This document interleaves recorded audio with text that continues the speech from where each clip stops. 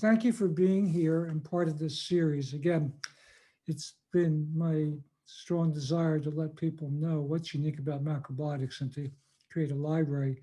And the next one, I think you'll find very, very interesting. It's why you haven't heard about this. In other words, why you haven't heard about macrobiotics, why it's not out there more. And so I have some very practical reasons, but also a lot of stories of what happened back in the 60s that is still affecting macrobiotics now. A lot of these things I think very, very few people really know about. So I'd like to share those. And then the final one that's scheduled is what's unique about SHI macrobiotics. Okay, so on to the topic. In the beginning, some 2,500 years ago, the time of Hippocrates, Eastern and Western medicine were not that different. Hippocrates said, let food be thy medicine and medicine be thy food. So food was a part of Western medicine originally. But from that point of division, bifurcation, things have gone in very different directions. And I've been able to see the changes in medicine throughout my life because, when I was a kid, doctors still based their treatment on experience and intuition, and that's pretty much gone now. So basically, modern medicine has been reduced to a war on sickness, how to eradicate sickness. We launched the war on cancer, war on heart disease, war on diabetes, but the bottom line is, since we've had these wars on various diseases, have they gotten better or worse? Well, the answer is they continue to get worse because, again, when I was a kid, cancer was more of a disease of old age, as was heart disease. And now these are diseases of children, as diabetes and many other um, degenerative illnesses. So modern medicine, as you know, doesn't address diet and lifestyle. In most cases, they negate it. They say, no, eat whatever you want. It's really not relevant. So they're not drawing on the vast research that shows the power and importance of diet and lifestyle, but they're just basically relying on the tools that are available now. So even though at the time of Hippocrates, modern medicine started out as an intellectual concept. It was based on different concepts, whether they were accurate or not. Like germ theory is not really the point, but they were based on concepts. Then, of course, the emotion, the caring part of helping people. But over time, modern medicine has been reduced to protocol. This is what you do for this problem, for this symptom, etc., which means it's become completely mechanical. There's really not a life to it in the same sense that there was, and even the time when I was growing up. And the point is, the more we try to eradicate sickness, the more we promote it, or this is what we've experienced. So that approach doesn't help. So the question is, you can't achieve health through eradicating sickness. For example, antibiotics don't discriminate between healthy and unhealthy bacteria. They destroy them both. So when we're trying to destroy sickness, we're destroying health with it at the same time. And this is a huge problem because you can't create health through focusing on or trying to destroy sickness, which means modern medicine has as its tools, it has drugs and chemical medications, chemotherapy, it has surgery, and it has radiation. And all of these are potentially from mildly to very seriously harmful. And some of the things that are used, to try to help cancer and actually cause cancer, they're actually carcinogenic. Okay. Now, modern medicine does have some good sides. So I'm doing the negative first. And I don't mean to, once I was in Finland a long time ago in the 80s, and I'm giving a seminar. And I did this really broad-sided attack on modern medicine. And in the break, this woman comes up. She looked like a farmer in her overalls, and she said to me, "If you look for trouble, you get it. You might want to be a little bit more gentle in your critique of modern medicine." And it's one of those things, when you hear it, you're hearing true words. And I thanked her, and I've always taken it to heart. So I don't mean to be so harsh. I'm just trying to bring out certain points. Okay. So macrobiotics, on the other hand, is a lifestyle. And even though there's emphasis on a diet, the diet is within the overall lifestyle, which is an orderly lifestyle or an orderly approach, a structured approach to life. And the diet comes through that. So in macrobiotics, of course, if we're having a healthy and diet and lifestyle, then we're concerned about prevention of illness. And in most cases, this is what we get. We're also considering, since it's a lifestyle, the whole person, their physical health, their emotional health, their spiritual health, their relationships, etc. Everything together. It's part of it. So macrobiotics' greatest asset is that it's an educational system. Macrobiotic medicine is education itself. And that's what you need because it's self education, it's family education, it's education for others. And that education is all embracing and all encompassing. And that's the greatest part of so called macrobiotic medicine. Although there's, you know, great values to the actual medicine part, which I didn't really want to focus on. The next thing about macrobiotics is that it's about health, it's not about sickness. I'm a macrobiotic counselor. I've been doing this nearly 50 years. I've seen most problems that can't be helped by Western medicine. I've seen a lot of problems a few doctors have seen. And I don't know much about sickness. I really, really don't. And I don't want to know too much about it. I just want to know some broad strokes. Basically, what is it? I don't want to know too many details because I want to focus on health. What creates health? Understanding what caused that sickness, that illness, that problem, whatever it is, and how to help the person move towards health again. The only way to achieve real and lasting health is to focus on health. That's the only way. So hatred breeds hatred, violence breeds violence, love breeds love, health breeds health. That's what it is with everything. We get healthy by focusing on health. And that's the uniqueness of macrobiotics, how to create personal, social, and environmental health, planetary health. Okay. The next thing that's unique about macrobiotics is what we do for ourselves, we do for others. In other words, when we make an effort to eat naturally processed organic foods, we support an industry. We support local farmers. We, support environmentally safe and beneficial practices. When we take care of ourselves, we're not a burden to our family or society. I mean, I see a lot of people with serious health problems. Some are successful, some are not. But I see the effect on the families, on their spouse, on their children, on the extended family. When we're sick, then we affect many people that we're conscious of or unconscious of. So when we're healthy, whether they notice or not, we're also benefiting many people. In the same way, health breeds health. Healthy people always want to share health with others. It's almost a problem because people think we're proselytizing. People think we're, judgmental. We're pushing because when you know about diet and a healthy lifestyle, then you want to give it to other people, no matter who it is. So then we start to tell and encourage. Wouldn't you like to be healthy? This is how you can do it. Sometimes it gets pushy or too much. But the point I'm trying to make is health craves health. Healthy people want to share their health with as many people as possible. Healthy people take better care of their pets.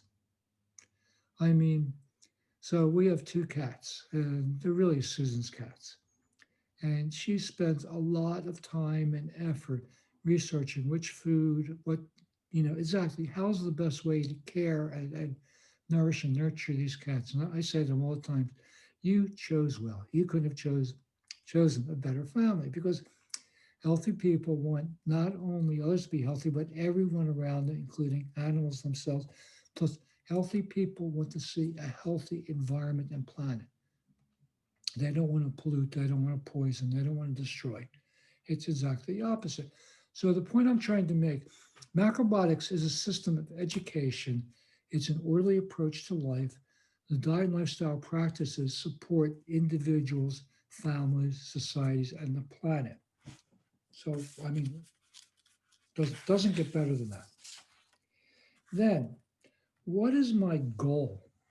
Personal goal as a macrobiotic counselor. I have three stages to my goal.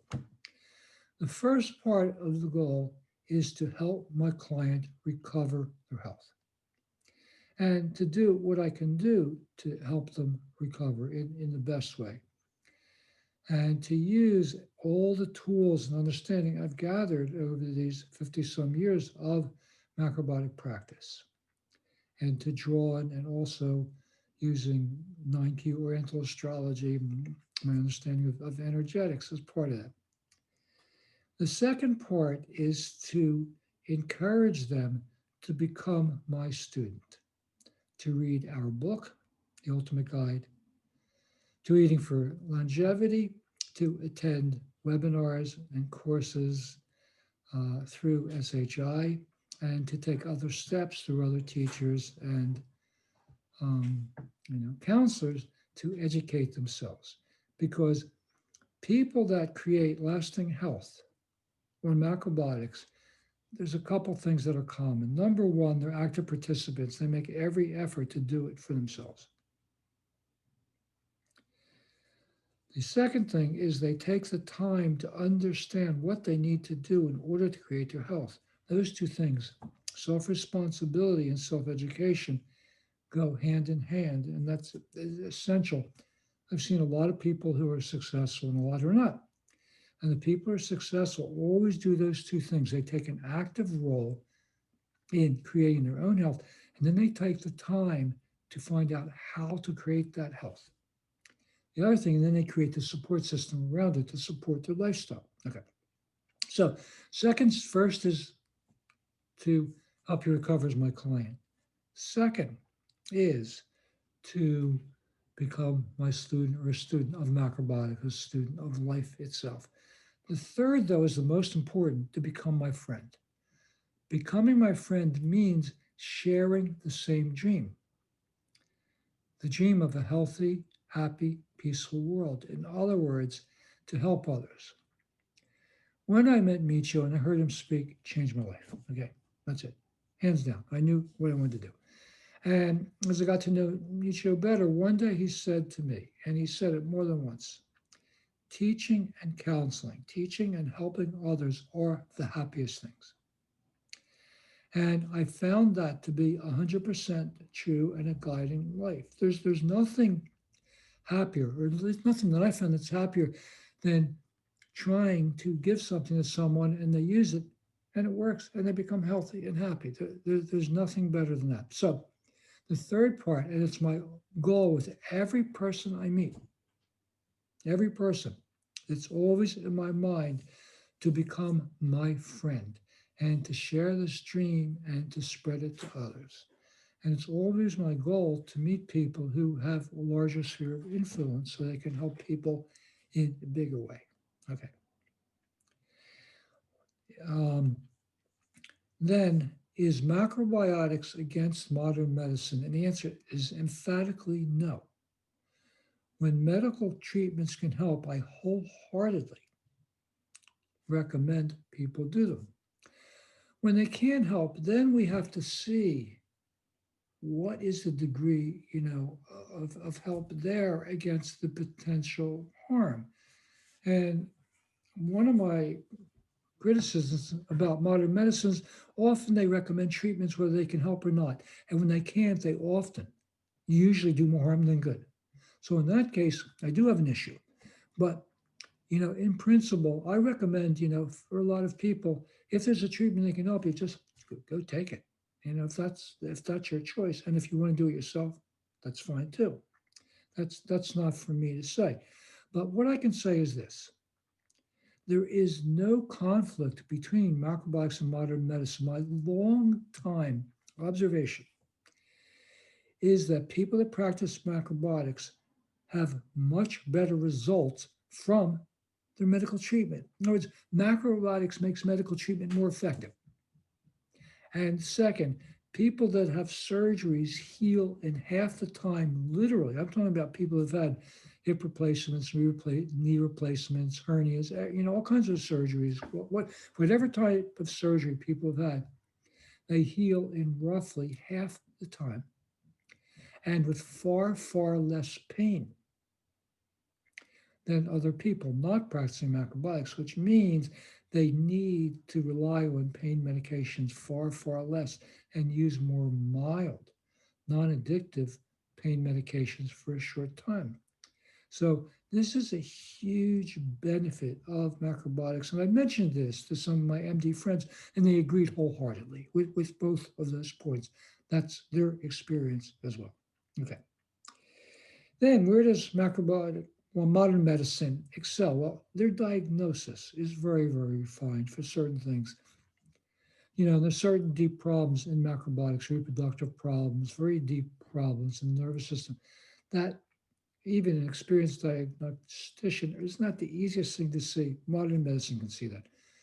Trauma, as accidents, modern medicine excels. I mean, they're absolutely wonderful. But there's another point when modern medicine, get this straight, modern medicine is very important, and that is buying time. Macrobiotics takes time. Let's say you come to me, you have a problem, I know it can be helped. However, it takes 10 days to change your blood plasma, it takes 4 months to change your blood once. You might need, you know, really 3 to 4 months to really stem the tide of what you have, and you might not have that time.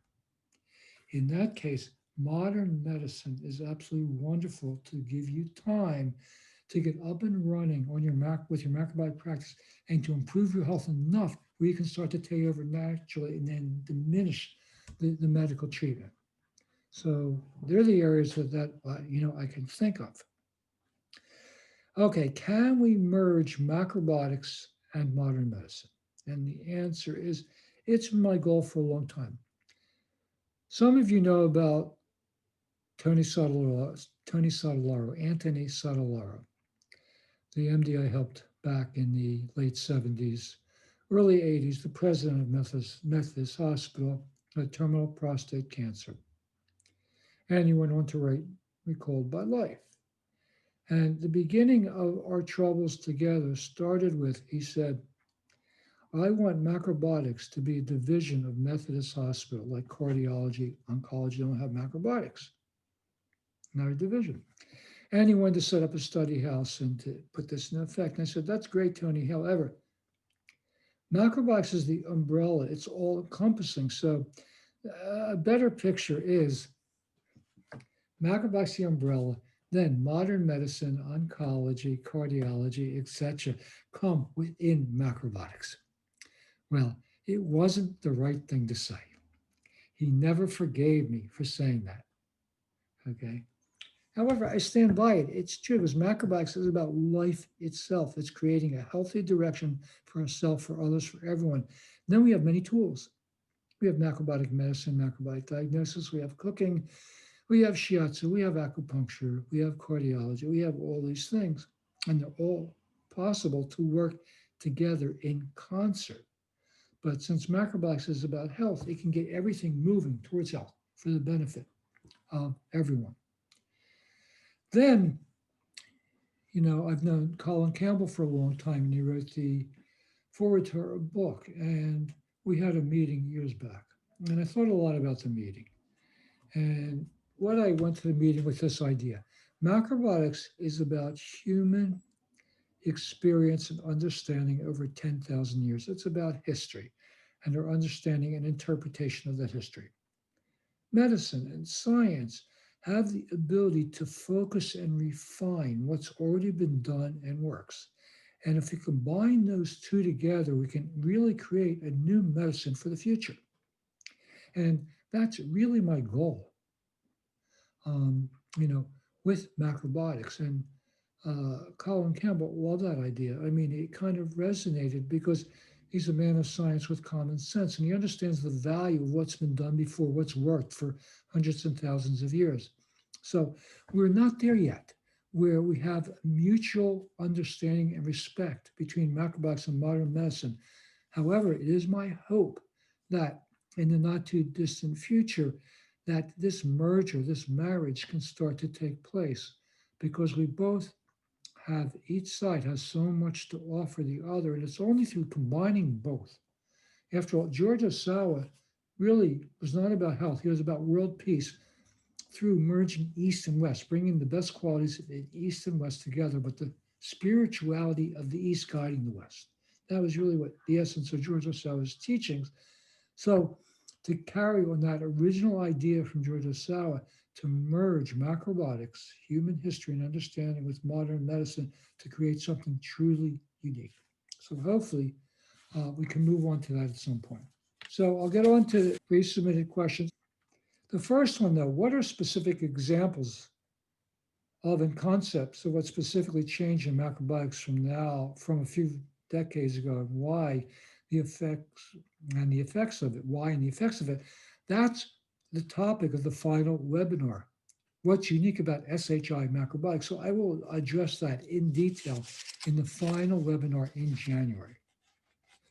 The one, what are specific examples of health conditions and medications, how they complement each other?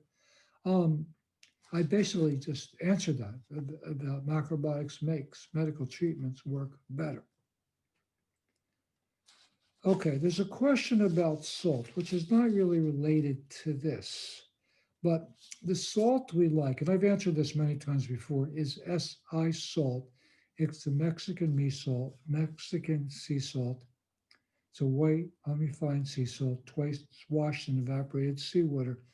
The reason we recommend that is good salt has two qualifications. Number one, when you taste it, put some on your tongue, the first taste is sweet before you taste salty. Second, the taste is soft and not hard. SI salt complies very well with both. Both the first taste is sweet and it's soft. It's not a harsh salt, which means it can be absorbed more easily. So we use salt sparingly in macrobiotics, but in cooking or in pickling. So it combines with the food well, so it can be absorbed without causing high blood pressure, hardness, and other problems. Okay.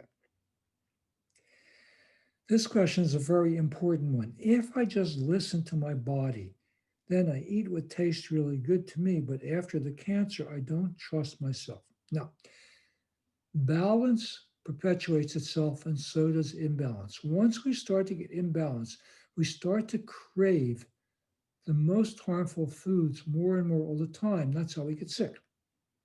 So we can't rely on our taste or what we find enjoyable and satisfying unless we create a new balance towards health, which is what our approach to macrobiotics is about. And I'll talk about it in the last webinar, and it's also our book, The Ultimate Guide to Eating for Longevity. Really, this is the go-to book for healthy eating, lifestyle, and delicious healthy cooking.